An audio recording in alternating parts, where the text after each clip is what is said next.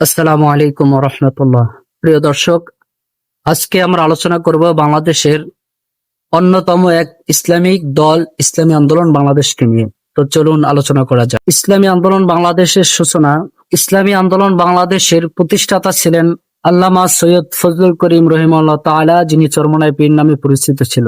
ইসলামী আন্দোলন বাংলাদেশের মূল উদ্দেশ্য ছিল ইসলামের সঠিক দাওয়াত জনগণের মাঝে পৌঁছে দেওয়া, সমাজের ন্যায় ভিত্তিক শাসন গড়ে তোলা, ইসলামী শরীয়ত অনুযায়ী রাষ্ট্র পরিচালনা করা এবং প্রতিষ্ঠা করা। বর্তমানে ইসলামী আন্দোলন বাংলাদেশের নেতৃত্বে আছেন সৈয়দ রেজাউল করিম পীর সাহেব চরমনাই।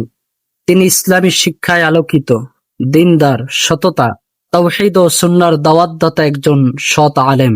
ইসলামী আন্দোলন বাংলাদেশের এই সংগঠনের কাজ হইল ইসলামী শিক্ষা প্রচার করা, দাওয়া প্রতিষ্ঠা করা, ওয়াজ ও মাহফিলের মাধ্যমে মানব সেবকমূলক কাজ তথা বন্যায় কবলিত মানুষদের সাহায্য সহযোগিতা, বিপদগ্রস্ত মানুষের পাশে দাঁড়ানো, রাজনীতির ময়দানে পরিষ্কার পরিচ্ছন্ন নেতৃত্ব দেওয়া। ইসলামী আন্দোলন বাংলাদেশ কোনো সময় অরাজকতা করে না, কোনো প্রকার সন্ত্রাসী কর্মকাণ্ডকে ইসলামী আন্দোলন বাংলাদেশ পছন্দ করে না।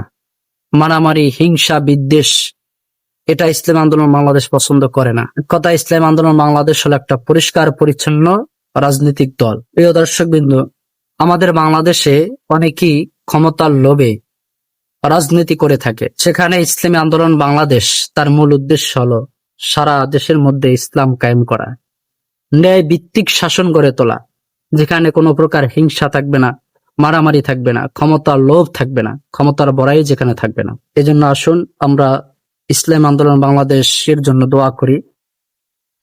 আল্লাহ তাআলা যেন ইসলাম আন্দোলন বাংলাদেশকে এদেশকে শাসন করার তৌফিক দান করে, এদেশের জনগণের পাশে দাঁড়ানোর তৌফিক দান করুক।